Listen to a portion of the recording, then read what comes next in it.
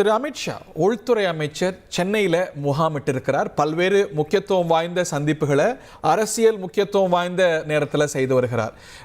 இப்போ as we speak doctor Tamilisai சவுந்தரராஜனுடைய இல்லத்துக்கு சென்று அவருக்கு நேரில் ஆறுதல் வழங்கி வருகிறார் உள்துறை அமைச்சர் அமித்ஷா. இப்போ சாலிகிராமத்தில் இருக்கிறார். அடுத்து அவர் என்ன செய்ய போறார் அப்படிங்கிறது அரசியல் அரங்கத்தில் உற்று கவனிக்கப்படுகிறது. உள்துறை அமைச்சர் பாஜகவில் பிராக்டிக்கலாக முக்கியமான முடிவுகளை எல்லாம் தொடர்ந்து எடுக்கக்கூடிய அமித்ஷா சென்னையில் தொடர்ந்து முகாமிட்டிருக்கிறார் அப்படின்னா அதற்கு காரணங்கள் பல இருக்கும். நம்முடைய மூத்த பத்திரிகையாளர் திரு கார்த்திகேயன் இணைந்திருக்கிறார். திரு கார்த்திகேயன், பெரிய சஸ்பென்ஸ். பாஜகவுக்கு எப்படியும் ஒரு மாநில தலைவர் வர போறார். அடுத்த மாநில தலைவர் யார் அப்படிங்கிறது in matter of hours or maximum day நமக்கு தெரிஞ்சிட்டு போகுது. ஆனால் சஸ்பென்ஸ் எதில் அப்படின்னா அதிமுக இந்த அணிக்குள்ளே வரப்போகுதா, இந்த சந்திப்பில் அதில் அடுத்த கட்டத்துக்கு நகர்வுகளை நகர்த்த போறாரா அமித்ஷா அப்படின்னு. What are you picking? I agree.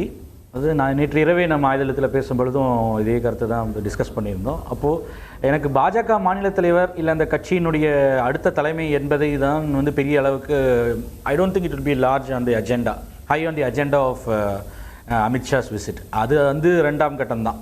பிரதானமான அவருடைய நோக்கம் என்பது அவர் பர்பஸ் ஆஃப் த விசிட் இந்த கூட்டணியை இந்த கூடிய விரைவில் இல்லை எவ்வளவு விரைவில் செய்ய முடியுமோ அவ்வளவு விரைவாக இறுதி செய்ய வேண்டும் என்பது தான் அமித்ஷாவினுடைய நோக்கம் 2026 பாராளுமன்ற சட்டமன்ற தேர்தலுக்கு. ஏன்னால் 2024 பாராளுமன்ற தேர்தலும் சரி 2019 சரி தொடர்ந்து ஒரு 2 பாராளுமன்ற தேர்தல்களில் அதற்கு முன்பும் சரி 2014 கூட ஒரு 2 சீட்டுகள் தான். அதற்கப்புறம் நடந்த 2 தேர்தல்களிலுமே ஒரு சீட்டுகள் கூட வெற்றி பெற முடியாத ஒரு நிலை. அதாவது பிஜேபி ஒரு லாங் டேர்மில் திட்டமிட்டு நீண்டதா கால செயல் திட்டத்தை மனதில் வைத்து செயல்படக்கூடிய ஒரு கட்சி.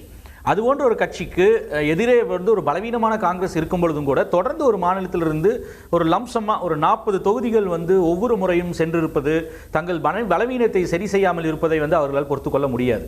அந்த எலெக்ஷன் டு எலெக்ஷன் ஒரு எலெக்ஷன் வார் மிஷினாக இருக்கக்கூடிய ஒரு பாஜக அந்த விஷயத்தை எப்படியாவது ஒரு சரி செய்ய வேண்டும்.